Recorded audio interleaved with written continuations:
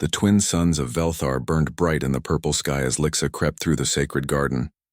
Her small hands trembled as she reached for the silver petals of a healing flower. She knew this was forbidden.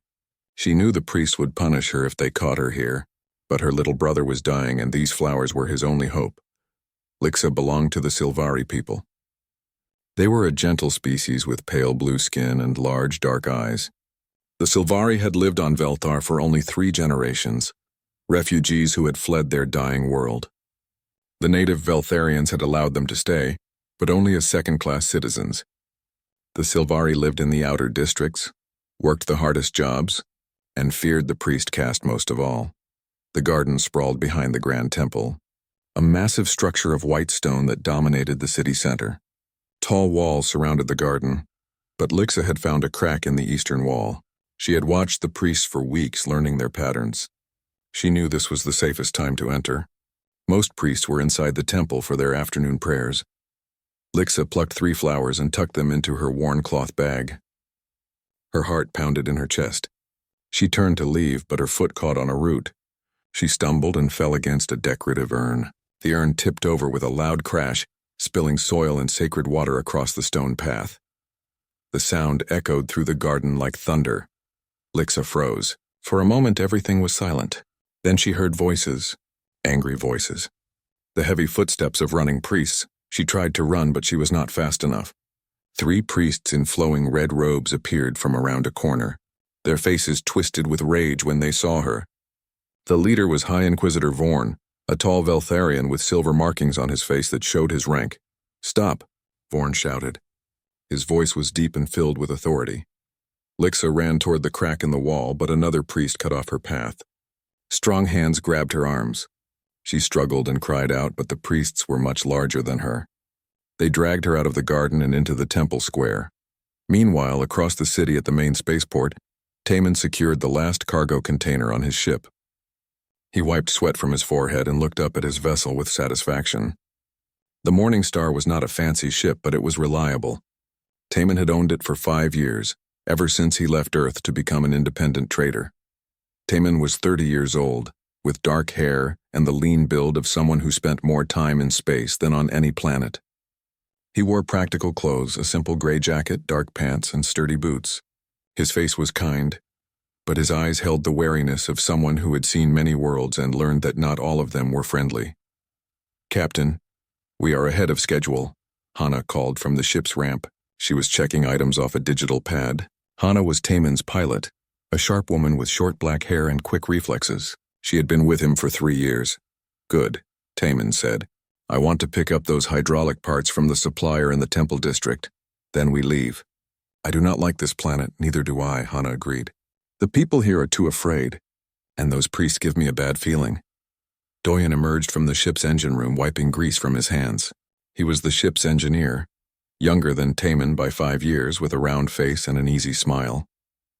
"Everything is running smooth, Captain. We can launch as soon as you give the word." "Let me get those parts first," Taman said. "I will be back in an hour." Taman left the spaceport and walked into the city. Velthar's capital was a strange place. The buildings were beautiful, with carved stone and colorful mosaics. But the people walked with their heads down. They spoke in whispers. Guards and priests stood on every corner watching. Taman had delivered cargo to many planets with strict governments. He had learned to keep his head down, do his business, and leave quickly. Getting involved in local politics was a fast way to end up in prison or worse. He took a shortcut through the temple district, following directions on his handheld device. The streets here were wider and cleaner than the outer districts. Statues of ancient Veltharian gods lined the roads. Everything smelled of incense and flowers. As Taman walked past the Grand Temple, he heard shouting. A crowd was gathering in the temple square. Curiosity made him slow his pace. Then he heard a sound that made his blood run cold. A child's scream. Taman pushed his way through the crowd. What he saw made his stomach turn. In the center of the square, 3 priests held a small girl pinned to the ground. She could not have been more than 10 years old.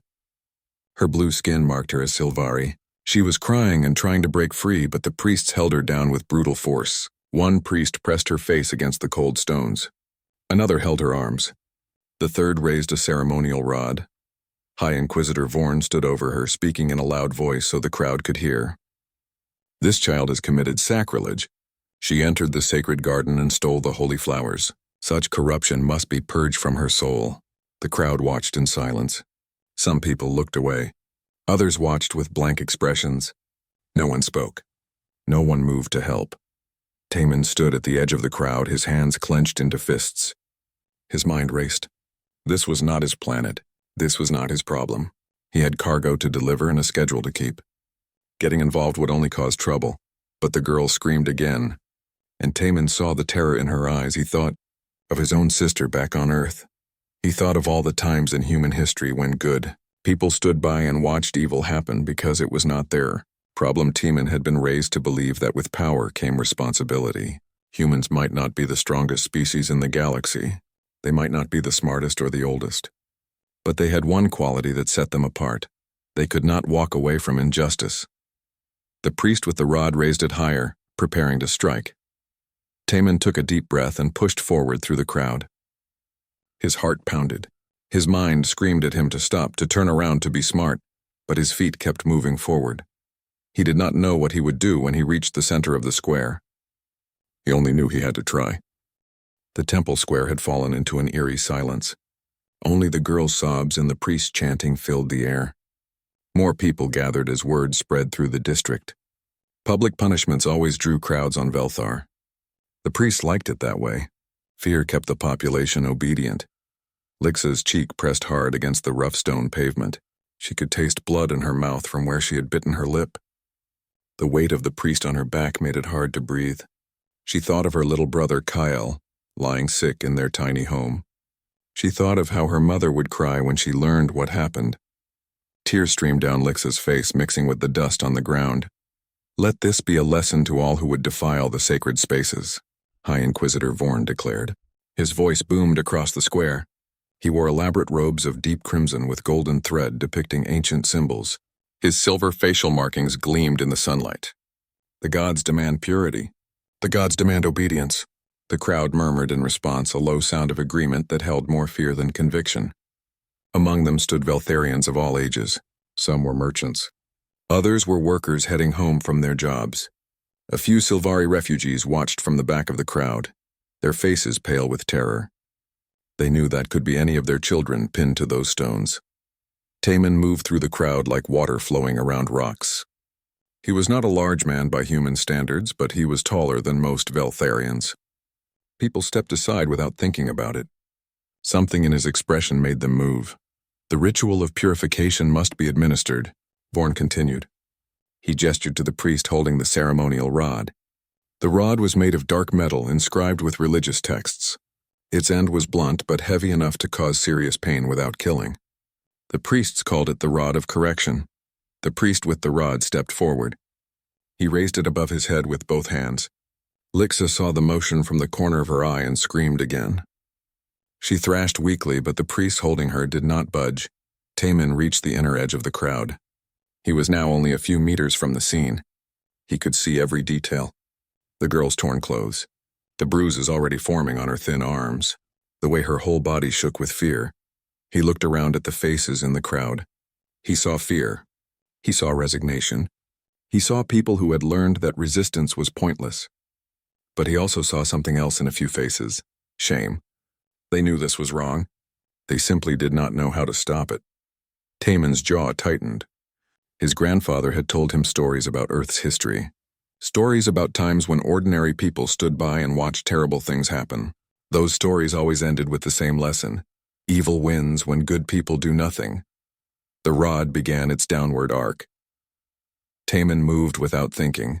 His body acted on instinct, powered by the faster reflexes that came from growing up under Earth's stronger gravity. He crossed the remaining distance in 3 quick strides and dropped to one knee beside Lixa. His hand shot up and caught the rod mid-swing. The impact sent a shock through Taman's arm, but he held firm. The priest holding the rod stared at him in complete shock. The entire square went silent. Even Lixa stopped crying for a moment, too surprised to make a sound. "That is enough," Taman said quietly. His voice was calm, but it carried across the square in the sudden silence. High Inquisitor Vorn's eyes widened. Then his face flushed with anger. "How dare you?" he shouted. "Who are you to interrupt a sacred ritual?" Taman did not look at Vorn. He kept his eyes on the priest holding the rod. "Let go," he said. The priest tried to pull the rod free, but Taman's grip was like iron. Human hands were stronger than Veltharian hands. It was one of many small advantages that came from evolving on a planet with higher gravity. "I said let go," the priest growled. He pulled harder. Taman twisted the rod smoothly and pulled it from the priest's grasp. He tossed it aside. It clattered across the stones and came to rest near the crowd. No one moved to pick it up. "Remove yourself immediately," Vorn commanded. His voice shook with rage. "You are interfering with religious law." Taman finally looked up at the High Inquisitor. His expression was calm, almost gentle, but his eyes were hard. "I am invoking the Galactic Council's protection clause for endangered sentient juveniles," he said clearly. "This child is in immediate danger. As a registered galactic citizen, I have the legal right to intervene." Vorn's mouth opened and closed.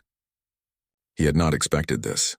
Most off-worlders who visited Velthar kept their heads down. They did their business and left. No one challenged the priest caste. You have no authority here," Vorn sputtered. "This is an internal matter.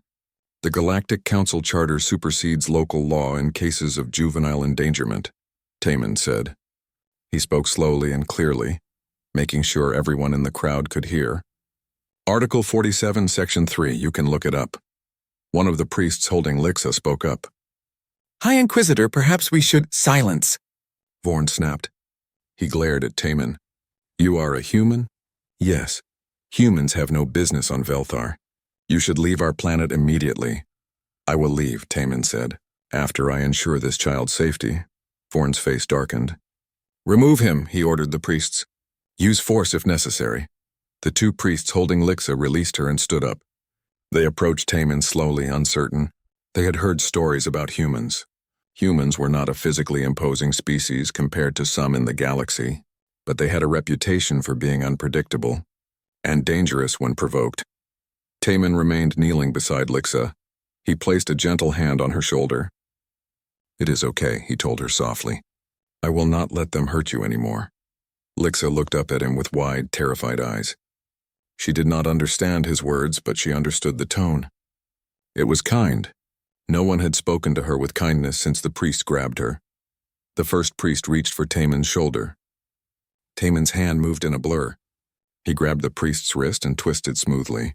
The priest gasped and stumbled forward off balance. Taman released him and the priest fell to his knees. The second priest lunged at Taman from the other side. Again, Taman moved with speed that seemed impossible to the Veltharians. He sidestepped and the priest stumbled past him. Taman did not strike either of them. He simply avoided their attacks and redirected their momentum. Earth's gravity was 1.0. Velthar's gravity was only 0.7. To Taman, moving on this planet felt like moving underwater back home. Everything was slower and easier. The two priests got to their feet, breathing hard. They looked at Vorn, waiting for orders. Vorn's hands clenched into fists. This human was making him look foolish in front of the entire square. His authority was being challenged. Something had to be done. But before he could give another order, Taman reached into his jacket and pulled out a small communication device. He pressed a button and spoke into it. "Hana, I need you at the Temple Square immediately. Bring recording equipment and the legal database. We have a situation." Vorn's eyes narrowed. "What are you doing?" Taman looked at him calmly.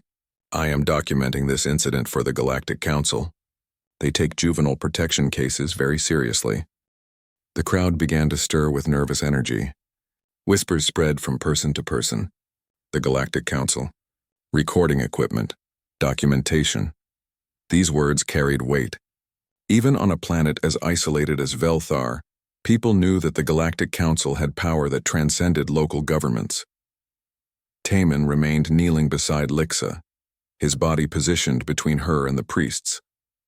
She had stopped crying, but she trembled like a leaf in the wind. He could feel her small body shaking where his hand rested on her shoulder. "You cannot do this," Vorn said.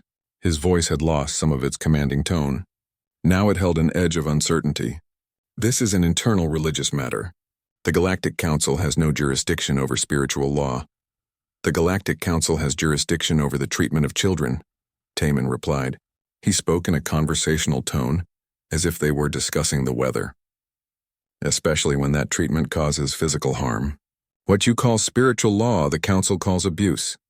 A ripple of shock went through the crowd. No one spoke the word abuse on Velthar. To question the priest was to question the gods themselves. Yet this human had said it clearly, without fear. Vorn's face flushed red. You blaspheme. The purification ritual is ancient tradition. It cleanses the soul of corruption. It terrifies a child who was trying to help her sick brother, Taman said. His voice remained calm, but his eyes grew harder. She took flowers. She hurt no one. And you pinned her to the ground like an animal. Lixa's eyes widened. How did this stranger know about her brother? She had not told anyone. Then she realized. The bag of flowers lay spilled on the ground nearby. The human must have seen them and understood. The High Inquisitor drew himself up to his full height. The sacred garden is forbidden to all but the priest caste. The flowers are holy. To take them without permission is to steal from the gods themselves. Then your gods are greedy, Taman said flatly. They would let a child die rather than share flowers? The crowd gasped. Several people took steps backward, as if expecting lightning to strike the human down. But nothing happened. The sky remained clear. The gods remained silent. Vorn opened his mouth to respond, but he was interrupted by the sound of running feet. Hana appeared at the edge of the crowd carrying a large equipment bag. Behind her came Doyen carrying a portable screen device. Captain, Hana called. She pushed through the crowd without ceremony. People scattered before her determined stride. She reached Taman's side and immediately assessed the situation. Her eyes took in the small girl, the angry priests, and the nervous crowd. What do you need? Start recording everything, Taman said. Full spectrum. Visual, audio, thermal. I want complete documentation. Hana pulled a compact drone from her bag. It unfolded with a soft whir and lifted into the air, its multiple sensors coming online. A small red light began blinking, indicating active recording. You cannot do this, Vorn protested. This is a violation of our privacy. This is a public square, Hana said coolly. There is no expectation of privacy, and we are documenting what appears to be an assault on a minor. She looked at the priests holding their positions near Taman.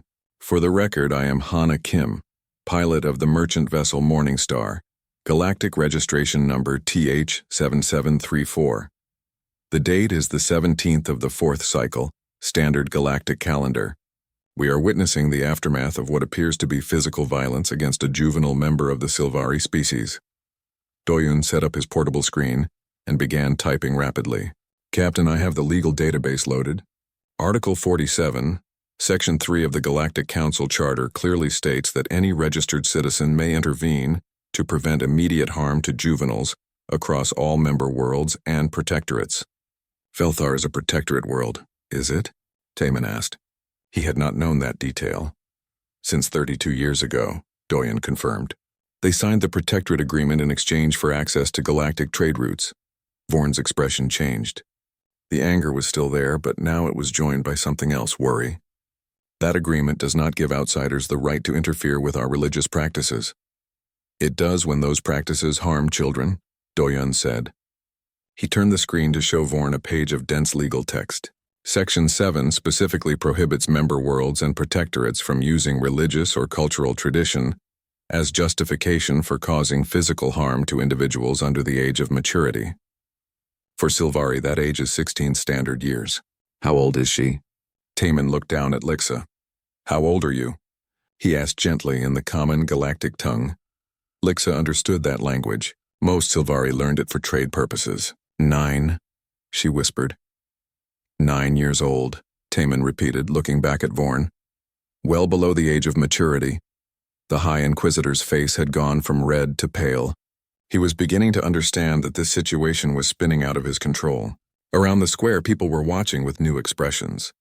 The fear was still there, but now curiosity mixed with it. Some people even looked hopeful. One of the priests beside Vorn leaned close and whispered urgently in his ear. Vorn listened, then nodded. He turned back to Taman with an attempt at a diplomatic smile. Perhaps there has been a misunderstanding, Vorn said. His tone had changed completely. Now he sounded reasonable, almost friendly. The purification ritual is meant to be corrective, not harmful. We were simply going to perform a blessing to cleanse her spirit. By holding her down and beating her with a rod, Hannah said. Her voice dripped with skepticism. The rod of correction is symbolic, Vorn said smoothly. It is not meant to cause serious injury. But it is meant to cause pain, Taman said. Vorn hesitated. The ritual requires discomfort to remind the transgressor of their error. She is 9 years old, Taman repeated. She took flowers to save her brother's life. Where I come from, we call that love, not transgression. The crowd murmured at that. Several Silvari refugees at the back of the crowd were crying quietly. They understood the weight of those words. Lixa looked up at Taman with wonder in her large eyes. She had never seen anyone stand up to the priest before. She had not thought it was possible. Yet this human stranger was doing it without fear. He spoke to the High Inquisitor like an equal. More than that, he spoke like someone who held the moral high ground and knew it. The flowers were not for her, Taman continued. He picked up Lixa's spilled bag and pulled out one of the silver flowers. Its petals caught the light beautifully. They were for her sick brother, a child trying to save another child, and your response was to terrorize her in front of a crowd, to pin her to the stones and threaten her with violence. Tell me, High Inquisitor, what kind of gods demand that? Vorn had no answer. He looked at the faces in the crowd and saw something that frightened him more than any human. Doubt. For the first time in memory, the people of Velthar were questioning the wisdom of the priest caste. Taman stood up slowly, pulling Lixa gently to her feet beside him. She gripped his hand tightly as if afraid he might disappear. I am taking this child to her family, he announced. If anyone tries to stop me, it will be recorded and reported to the Galactic Council. The Morning Star will remain in orbit until Council representatives arrive to investigate this incident. You cannot, Vorn began. I can, Taman interrupted. His voice remained calm, but now it carried an edge of steel. And I will. Unless you want to explain to the Council why you prevented a legal intervention to protect a child. The square was silent. Even the priests seemed frozen, unsure what to do. This was unprecedented. No one had ever challenged their authority like this. Taman looked down at Lixa. Where is your home? He asked softly in the common tongue. The outer district, she whispered. The Silvari Quarter. Can you walk? She nodded, though her legs shook. Then we will walk together, Taman said. He looked at Hannah and Doyen. Keep recording. I want every step documented. They began walking toward the edge of the square. The crowd parted before them like water. No one spoke. No one moved to stop them. The walk through the temple district felt endless. Taman kept Lixa close to his side, feeling her small hand gripping his with desperate strength. Behind them, Hannah's drone hummed quietly, recording everything. Doyen walked beside them, his eyes scanning the streets for any sign of trouble. People stopped what they were doing to stare. Word had already begun to spread through the city. A human had challenged the High Inquisitor. A human had stopped a purification ritual. A human had taken a Silvari child under his protection. Back in the temple square, Vorn stood frozen with fury. The other priests gathered around him, speaking in urgent whispers. They had to do something. If this incident spread beyond Velthar, if the Galactic Council truly became involved, everything would change. Their authority would be questioned. Their power would be threatened. We must act, one priest said. We cannot let this stand.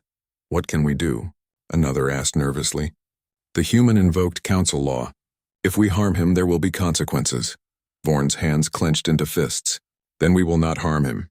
We will simply insist that the girl must face justice for her crime. We will demand her return through proper legal channels. The priest nodded. It was a good plan. They would use the law against the human, just as he had tried to use it against them. In the outer district, Taman and his crew arrived at the Silvari Quarter. The buildings here were older and poorly maintained. The streets were narrower and darker. Silvari families lived crowded together in small homes, working hard jobs for little pay. This was the reality for refugees on Velthar. They were tolerated but not welcomed.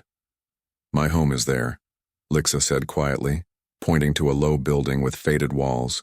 But I do not want to go in. My mother will be so angry. She will be relieved that you are safe, Taman said gently. Come, I will explain what happened. They approached the door. Before they could knock, it flew open. A Silvari woman stood in the doorway, her face pale with fear. When she saw Lixa, she cried out and pulled her daughter into her arms. Lixa, I heard what happened. They said the priest took you. I thought she could not finish. Tears streamed down her face. I am okay, mother, Lixa said. The human protected me. The woman looked up at Taman with wide eyes. You stopped the priests? Yes, Taman said simply. May we come in? We need to talk about what happens next. The woman stepped aside quickly, ushering them all inside. The home was tiny, just 2 rooms. In the back room, Taman could hear ragged breathing. That must be the sick brother. My name is Mira, the woman said. She wiped her eyes. Please sit. I do not have much to offer you, but we do not need anything. Taman interrupted gently. I need to explain the situation. The priests will not let this go. They will try to claim that Lixa must face punishment for entering the sacred garden. Mira's face went pale again. No, they cannot have her. I will not let them take her again. They will not take her, Taman promised, but we need to act quickly. Hana, how much of the incident did you record? Everything from the moment I arrived, Hana said. She was setting up her equipment on the small table. I got clear footage of the girl pinned to the ground, the priest threatening her with the rod, and your intervention. I also recorded the entire conversation afterward. Good. Upload it to the Galactic Network. All public channels. Hana's fingers flew over her controls. Uploading now.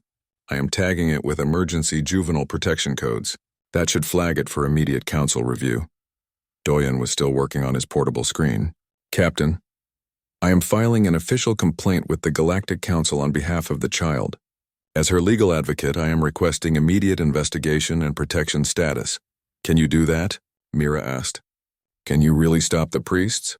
I can try, Taman said. The Galactic Council has strict laws about child protection. If enough people see what happened, there will be pressure for investigation.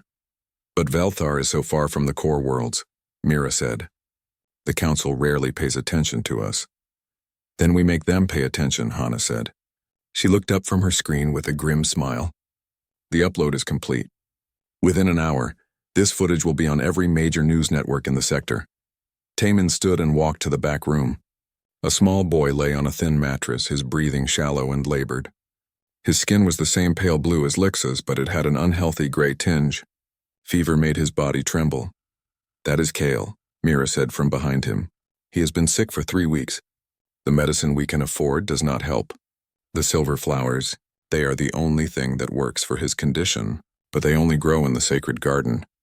Why do the priests keep them there? Taman asked. If the flowers have healing properties, they should be available to everyone. The priests say the flowers are a gift from the gods, Mira explained. They say only those who are worthy can use them. We are refugees. We are not worthy. Taman felt anger burn in his chest. He had seen this pattern on other worlds. Those with power hoarded resources. They used religion or tradition or law to justify cruelty, and the powerless suffered. May I examine the flowers? He asked. Mira nodded. Lixa brought the bag with the 3 flowers she had gathered. Taman took one and looked at it carefully. The silver petals had a faint luminescence. He crushed one petal between his fingers and smelled it. It had a clean medicinal scent. Hana, scan this, he said. Hana pulled out a small medical scanner from her equipment bag. She ran it over the flower and data appeared on her screen. Interesting. The plant contains several compounds with strong anti-inflammatory and antimicrobial properties. It would be effective against respiratory infections. Can we synthesize it?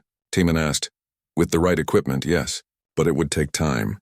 Then we do not have time. Doyen, what medicines do we have on the ship? Doyen thought for a moment. We have standard human medical supplies, some broad-spectrum antibiotics, basic life support medications. Will they work on Silvari physiology? I do not know. I would need to check the medical database. Do it. If we can help this child with what we have, we do not need to wait for the flowers. While Doyun worked on his screen, Taman's communication device buzzed. He pulled it out and saw a message notification. His expression grew serious. What is it? Hana asked. The video is already spreading, Taman said. Multiple news agencies have picked it up. And the Veltharian government has issued a statement. What do they say? Taman read from his screen. They claim the incident has been misrepresented. They say the purification ritual is a sacred tradition, protected by planetary sovereignty. They are demanding that I return Lixa to face proper legal proceedings. Proper legal proceedings? Hana said incredulously. They mean more abuse. Yes, Taman agreed. But they are being clever. They are not denying what happened. They are justifying it as religious practice. Will the council accept that? Mira asked fearfully. I do not know, Taman admitted. The council tries to respect local customs.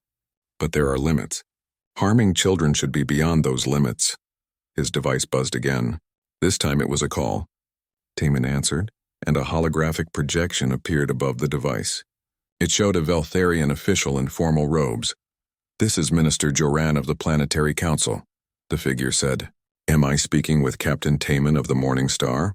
You are, Taman replied. Captain, you have created a diplomatic incident. We request that you turn over the Silvari child to proper authorities immediately. If you comply, we will not press charges for interference in religious matters. And if I do not comply, Taman asked calmly, then we will be forced to take action. Your ship will not be allowed to leave Velthar. You and your crew will face legal charges. Taman looked at Lixa, who was clinging to her mother. He looked at Kale, struggling to breathe in the next room. He thought about walking away. He thought about protecting his crew and his ship. Then he looked back at the hologram. Minister Joran, I have filed a formal complaint with the Galactic Council regarding juvenile abuse. Until council representatives arrive, I am this child's legal advocate. She stays with her family. The minister's face hardened. You are making a serious mistake, Captain. Perhaps, Taman said. But it is the right mistake to make. He ended the call. Hana and Doyen looked at him with concerned faces. Captain, Hana said quietly, if they ground our ship, we could be stuck here for months. Maybe longer. I know, Taman said. The cargo we are carrying is worth a lot of money. If we cannot deliver it on time, we will lose our contract. Maybe lose the ship. I know that too. So why are we doing this? Hana asked. But her tone was not challenging. She was genuinely curious. Taman looked at Lixa again. The small girl was watching him with those large, trusting eyes. Because it is right, he said simply. Because someone has to stand up. Because if we walk away now, we are no better than the people in that crowd who watched and did nothing. Doyen closed his screen and looked up. I found a medication that should help the boy. It is not perfect for Silvari physiology, but it should reduce the fever and fight the infection. I will go back to the ship and get it. Thank you, Taman said. Captain, Doyen said seriously. For what it is worth, I agree with what you are doing. This is worth fighting for. Hana nodded slowly. Me too. Though I wish the fight did not involve potentially losing our ship. Taman smiled despite the tension. Me too. Within hours, everything changed. The video that Hana uploaded spread across the galactic network like wildfire. Major news agencies on dozens of worlds picked up the story. Social media platforms exploded with commentary. The image of a small Silvari child pinned to the ground by religious officials struck a nerve across the galaxy. Taman sat in Mira's small home, monitoring the responses on his handheld device. Doyen had returned with medicine for Kale, and the boy's breathing had already improved. Lixa sat beside her brother, holding his hand and whispering softly to him. Mira brought Taman a cup of warm tea, her hands still shaking from the day's events. Look at this, Hana said, showing her screen to Taman. The Interstellar Human Rights Coalition has issued a statement condemning Velthar's treatment of refugees. 3 major trade unions are threatening to boycott planets that permit religious violence against children. That was fast. Taman said. The galaxy has been waiting for a story like this, Hana explained. There have been complaints about Velthar's priest caste for years, but no one had proof. No one had footage. You gave them both. Taman's device buzzed with another incoming call. This time, the holographic projection showed a distinguished-looking woman in the formal uniform of the Galactic Council. Captain Taman? She asked. Yes, ma'am. I am Council Representative Vala. I am currently en route to Velthar aboard a Council investigation ship. We should arrive within 36 standard hours. I wanted to contact you personally to inform you that your complaint has been received and is being treated as a priority matter. Thank you, Representative, Taman said, relief flooding through him. I have reviewed the footage your pilot uploaded. It is disturbing. Can you confirm that the child is currently safe? She is with her family. I am with them now. Good, maintain that position. Do not surrender the child to local authorities under any circumstances. The council is issuing an emergency protection order. The child and her family are now under council jurisdiction until this matter is resolved. The local government has threatened to ground my ship, Taman said. They will not dare, Vala replied with a cold smile. Not now. The entire galaxy is watching. If they take any action against you or your crew, they will face severe consequences. I have sent official notification to their planetary government. They are to provide you with full cooperation. After the call ended, Taman leaned back against the wall and closed his eyes. He had not realized how tense he had been until this moment. The council was coming. They were taking this seriously. Maybe, just maybe, real change was possible. Captain, Hana said softly, you should see this. She showed him her screen. It displayed a live feed from the temple square. A large crowd had gathered there again, but this time they were not watching a punishment. They were protesting. The protesters held signs with messages written in the Veltharian script. Hana's translation software converted them. Protect our children. The gods teach love, not fear. Justice for Lixa. Most shocking of all, many of the protesters were Veltharians, not just Silvari refugees. They stood together, chanting slogans that demanded change. Temple guards formed a line at the entrance to the Grand Temple, but they made no move to disperse the crowd. They looked uncertain, as if they no longer knew whose orders to follow. It is spreading, Doyen said, looking at his own screen. Protests are starting in other cities across Veltar. The footage went viral. People are angry. Mira watched the protest footage with tears in her eyes. I have never seen Veltharians stand with us before, she whispered. Never. They were afraid, Taman said. Everyone is afraid until someone shows them that resistance is possible. As the day wore on, more news arrived. The planetary government issued a statement claiming they would cooperate with the council investigation. High Inquisitor Vorn gave an interview where he insisted the purification ritual was being misunderstood, but his explanations rang hollow. The video showed exactly what had happened, and no amount of spin could change that. By evening, Kale's fever had broken. He opened his eyes and smiled weakly at his sister. Lixa, you are here. I am here, she said, squeezing his hand. And you are going to be okay. I had a strange dream, Kale said. I dreamed that humans came and saved you from the priests. Lixa laughed through her tears. It was not a dream. It really happened. The boy looked confused, and then his eyes found Taman sitting across the room. You are real? Very real, Taman said with a smile. Thank you, Kyle whispered. Thank you for protecting my sister. Taman felt a lump in his throat. This was why he had done it. Not for glory or recognition, but for this moment. For two children who would get to grow up together. A knock at the door made everyone tense. Mira looked frightened. Who could that be? Taman stood up and positioned himself between the door and the family. I will check. He opened the door carefully. Outside stood 3 Silvari adults carrying baskets of food. Behind them were several more families also carrying supplies. We heard what happened, one of the adults said. We brought food for your family and for the humans who helped you. More families appeared, filling the narrow street. They brought blankets, medicine, and words of gratitude. News had spread through the Silvari quarter. Everyone wanted to help, to show their support. We have lived in fear for so long, an elderly Silvari woman said to Taman. We thought we had no choice but to accept whatever treatment we received. But you showed us something different. You showed us that someone cares. That we matter. Taman did not know what to say. He had not expected this. He had simply done what felt right in the moment. As night fell, Taman received another call. This time it was from a journalist on one of the core worlds. Captain Taman, I am Rio from the Galactic News Network. Would you be willing to give an interview about today's events? Taman hesitated. He was not good with media attention, but then he thought about the message this could send. Yes, he said, but I want the focus on the child, not on me. I want people to understand why this matters. The interview was broadcast live across the galaxy. Rio asked about the incident, about Taman's decision to intervene, about what happened next. Taman spoke calmly and clearly, explaining each step. Why did you decide to intervene? Rio asked. You could have walked away. This was not your planet, not your problem. Taman thought about the question carefully before answering. On Earth we have a saying, Evil wins when good people do nothing. I could have walked away. Many people in that square could have stopped what was happening. But everyone had a reason not to act. Fear, self-preservation, a belief that it was not their place to interfere. I understand all those reasons. But at the end of the day, a child was being hurt and I had the power to stop it. That made it my responsibility. Do you consider yourself a hero? Rio asked. No, Taman said firmly. Heroes are people who do extraordinary things. I did something basic, something that anyone should do. Protecting a child should not be heroic. It should be normal. The fact that people see it as heroic shows how far we have fallen. What do you want to happen next?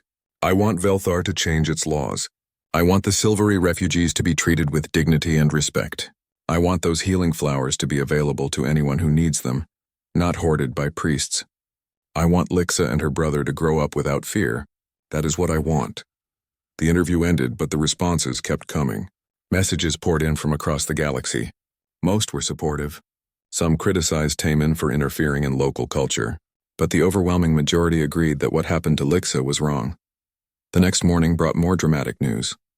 The Veltharian planetary government announced an emergency session. They were reviewing all laws related to the priest caste's authority. Several high-ranking officials who had defended the purification ritual had resigned under pressure. High Inquisitor Vorn issued a statement saying he was stepping down from his position to reflect on recent events. His statement was clearly forced, written by lawyers trying to minimize legal liability. The protests continued to grow. What had started in the capital spread to every major city on Velthar. The protesters had a clear message. Change must come, and it must come now. Taman watched all of this unfold with a sense of disbelief. He had acted on instinct in that temple square. He had not planned for any of this. He certainly had not expected to spark a planetary movement for reform. You changed this world, Mira told him that morning. She was preparing breakfast for everyone, insisting on feeding her human guests. You gave us hope? I just did what anyone should do, Taman said. But you did it, Mira replied. That is the difference. You acted when others would not. Lixa approached Taman shyly. She held out a small object wrapped in cloth. This is for you, she said. Taman unwrapped it carefully. Inside was a pendant made from braided silver threads, with one of the sacred flowers preserved in clear resin at its center. My mother made it last night, Lixa explained, so you will remember us. Taman felt emotion well up in his chest. I could never forget you, he said softly. Any of you? He fastened the pendant around his neck where it rested against his heart. The Galactic Council ship arrived exactly 36 hours after Representative Vala's first call. It descended through Velthar's atmosphere like a silver needle, gleaming in the double sunlight. The ship was not large by military standards, but it carried the full authority of the galaxy's governing body. That made it more powerful than any warship. Taman stood with Hana and Doyen at the spaceport watching the Council ship land. Beside them stood Mira, Lixa, and a now much healthier Kale. The Silvari family insisted on being present when the Council representatives arrived. The ship's ramp descended, and Representative Vala emerged, followed by a team of investigators and legal experts.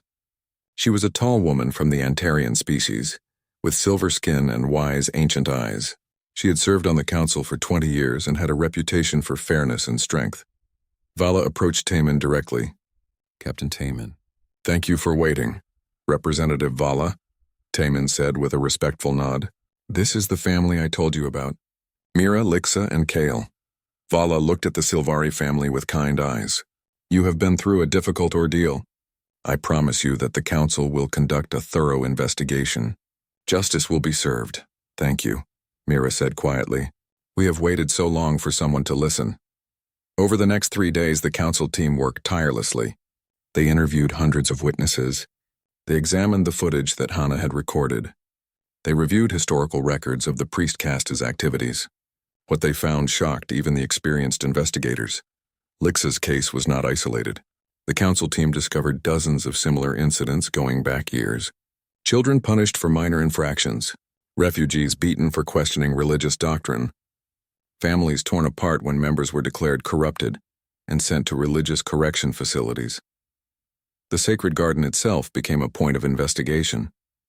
Council botanists examined the silver flowers and confirmed what Hana's scanner had shown. They had powerful medicinal properties.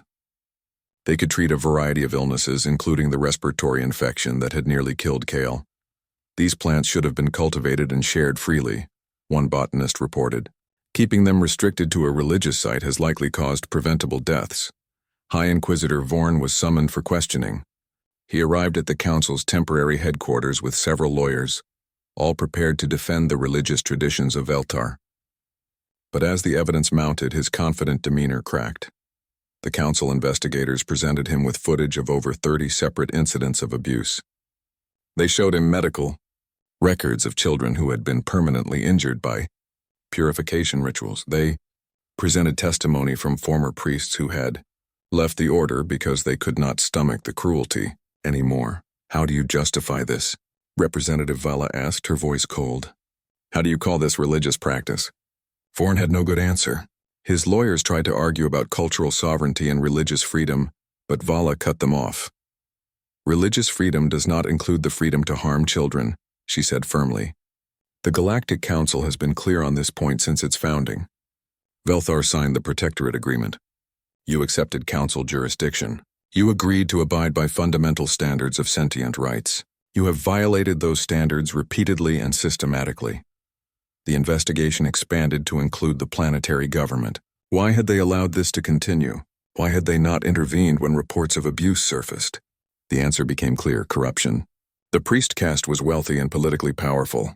They provided significant funding to government officials. They controlled key social institutions. Challenging them had been seen as politically dangerous. But now, with the galaxy watching, the political calculations changed. Suddenly, supporting the priests became the dangerous position.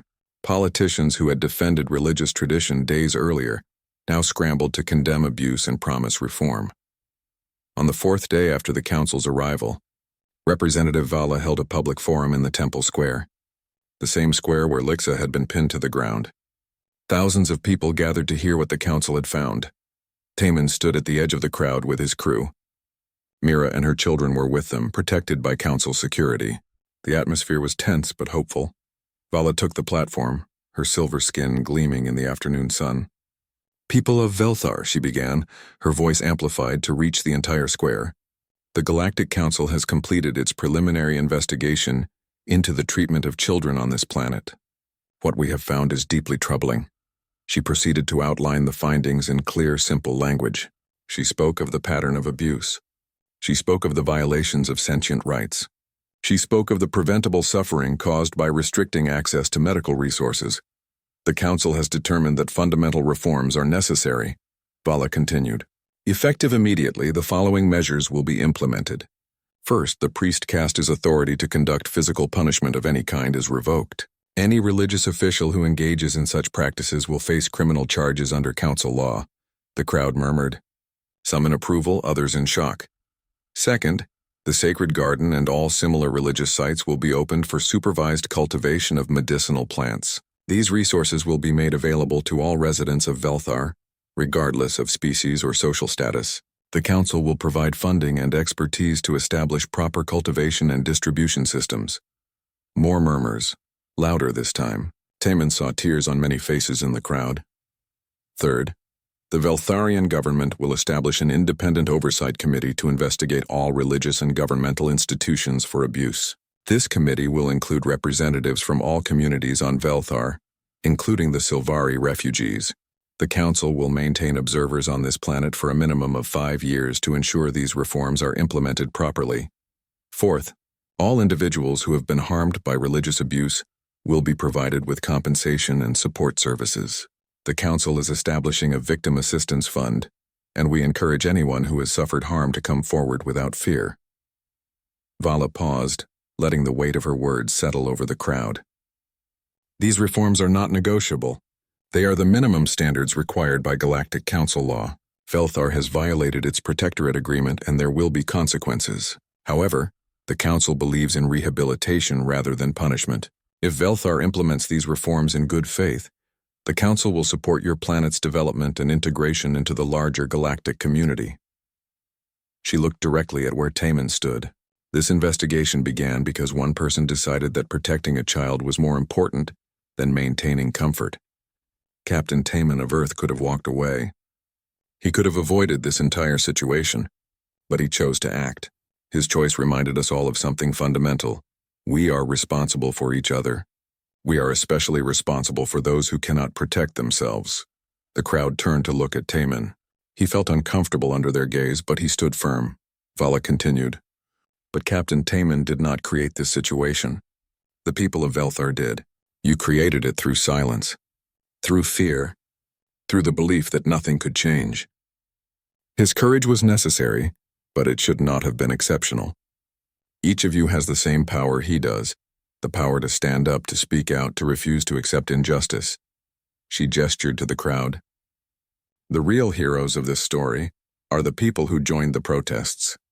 The former priests who came forward with testimony. The families who shared their stories despite fear of retaliation. The Veltharian citizens who stood beside their Silvari neighbors and demanded change. You are the ones who will ensure these reforms succeed. You are the ones who will build a better Velthar. The square erupted in applause. Not everyone was happy. Taman could see angry faces among the crowd, people who resented the council's interference. But they were outnumbered by those who saw hope for the first time in years. After the forum, Vala approached Taman privately. Captain, the council would like to formally recognize your actions. There will be a ceremony. No, thank you, Taman interrupted politely. I appreciate the thought, but I do not need recognition. I just want to know that Lixa and children like her will be safe. Vala smiled. They will be. Thanks in large part to you. But I understand your reluctance. Many true heroes do not seek the spotlight. I am not a hero, Taman said. I just did what was right. That is precisely what makes you one, Vala replied. That evening, the council investigators made arrests. High Inquisitor Vorn and 3 other senior priests were charged with multiple counts of abuse and assault. Several government officials were charged with corruption and negligence. The arrests were peaceful but firm. The message was clear. The old system was over. In the Silvari quarter, there was celebration. Families who had lived in fear for years now dared to hope. Children played in the streets without worry. Adults spoke openly about their experiences, knowing they would finally be heard.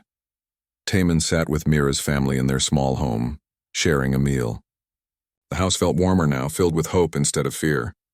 What will you do now? Mira asked Taman. Will you stay on Velthar?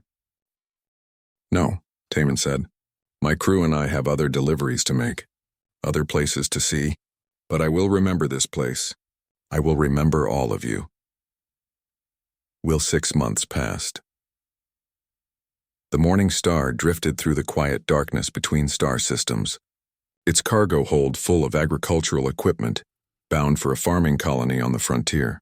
Taman sat in the captain's chair reviewing navigation data when Hana called out from the pilot station. Captain, we are receiving a transmission. It is from Velthar. Taman felt his heart skip. He had thought about Velthar often in the months since they left, wondering how the reforms were progressing. Put it through. The main screen flickered to life, showing a familiar face. Lixa appeared, older looking now despite the short time that had passed. She wore clean, well-made clothes, and her eyes held a confidence that had not been there before. Captain Taman, she said, her face breaking into a huge smile. I hoped I could reach you. Lixa. Taman stood up, moving closer to the screen. It is good to see you.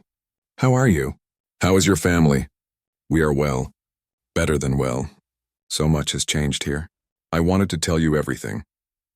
Over the next hour, Lixa shared the story of Velthar's transformation. The reforms had been implemented faster than anyone expected. The Sacred Garden was now a public botanical research center. Silvari and Veltharian scientists worked together to cultivate the healing flowers and distribute them freely across the planet. The priest caste had been restructured. The cruel officials were gone, replaced by younger priests who focused on genuine spiritual guidance rather than control through fear. Religious spaces remained important to Veltharian culture, but they were no longer tools of oppression. The oversight committee that Representative Vala mentioned had become a powerful force for change. It included members from every community on Velthar, giving voice to those who had been silenced for generations. The committee had uncovered more cases of abuse and ensured that victims received justice and support. And the best part, Lixa said, her eyes shining, is that Silvari children now attend the same schools as Veltharian children. We are not refugees anymore. We are citizens. Real citizens with real rights. That is wonderful, Taman said, genuinely moved. What about you personally? What are you doing? Lixa's smile grew even wider. I am training to be an advocate, like you were for me. There is a new program that Representative Vala helped create. It teaches young people how to protect others, how to speak up for those who cannot speak for themselves. I am one of the first students. Taman felt pride swell in his chest. That is perfect for you. I know, Lixa said. I found my purpose because of what you did. You showed me that one person can make a difference. Now I want to be that person for others. She paused, then continued more seriously. But I did not just call to update you. I have news. There is a planet called Mindor, 3 systems from where you are now.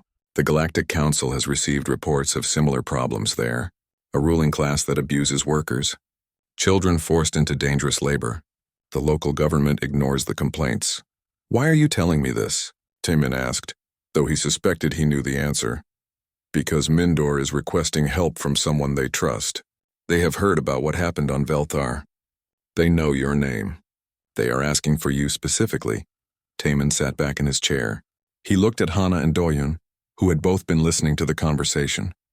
They nodded at him, their expressions saying they would support whatever decision he made. Lixa, Taman said carefully, I am not a professional advocate or investigator. I am just a cargo ship captain. What happened on Velthar was not planned. I simply did what felt right in the moment. I know, Lixa said. That is exactly why they need you. Professional advocates follow procedures and protocols. They take months to investigate, but sometimes people need someone who will just act, someone who will stand between the powerful and the powerless without worrying about the rules. She leaned closer to the camera. You said something to me in my home when you first brought me back to my family. You said that humans believe evil wins when good people do nothing. Well, something bad is happening on Mindor right now, and you have the power to do something about it. Taman closed his eyes. He had hoped to return to simple cargo runs. No more diplomatic incidents. No more risking his ship and crew. Just honest work and peaceful travel.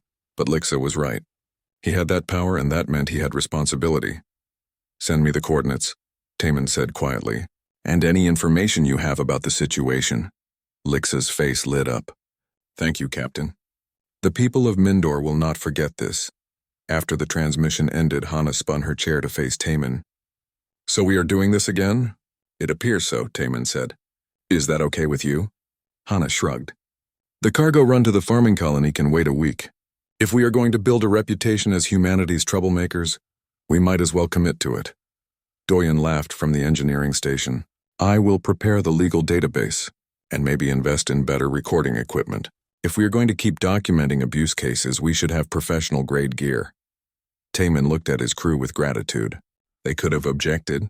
They could have reminded him of the financial risks, the danger, the complications. But they understood the same thing he did. Some things were more important than comfort or profit. The Morning Star adjusted course toward Mindor.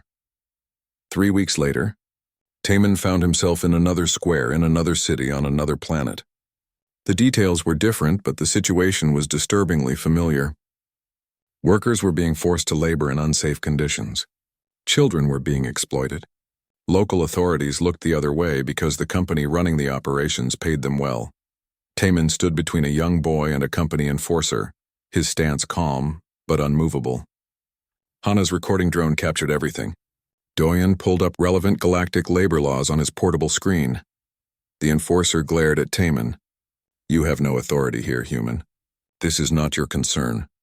That is where you are wrong, Taman said quietly. This is everyone's concern. Because if we only care about injustice when it affects us personally, we have already lost our humanity. The situation resolved more quickly than on Velthar. The company, faced with evidence and public attention, backed down. Reforms were promised. The Galactic Council opened an investigation. The workers, emboldened by seeing someone stand with them, began organizing to protect their own rights. As Taman prepared to leave Mindor, a young worker approached him. Will you stay? We need someone to make sure the company keeps its promises. I cannot stay, Taman said. But you do not need me. You have each other. Stand together, support each other, and remember that you have the power to demand better treatment. Do not wait for outsiders to save you. Save yourselves. The pattern repeated over the following year. The Morning Star would arrive at a planet to deliver cargo, and Taman would learn about an injustice. Sometimes he went looking for it. Sometimes it found him. Either way, he could not walk away. Word spread through the galaxy. The human captain who stood up for the powerless. The merchant who valued justice over profit. The man who would insert himself between oppressors and victims without hesitation. Some called him a hero. Others called him a troublemaker. Pirates and corrupt officials began to avoid systems where the Morning Star was known to operate. But ordinary people, the vulnerable and exploited, began to hope. If a stranger could care enough to help them, maybe they deserved help. Maybe they mattered. One day, Taman received a message from Earth. It was from his sister, whom he had not seen in 5 years. Taman, she wrote, I saw the news reports about what you have been doing out there. Mom and Dad are so proud, even though Mom worries constantly. I wanted to tell you something. Remember when we were kids and you always got in trouble for fighting?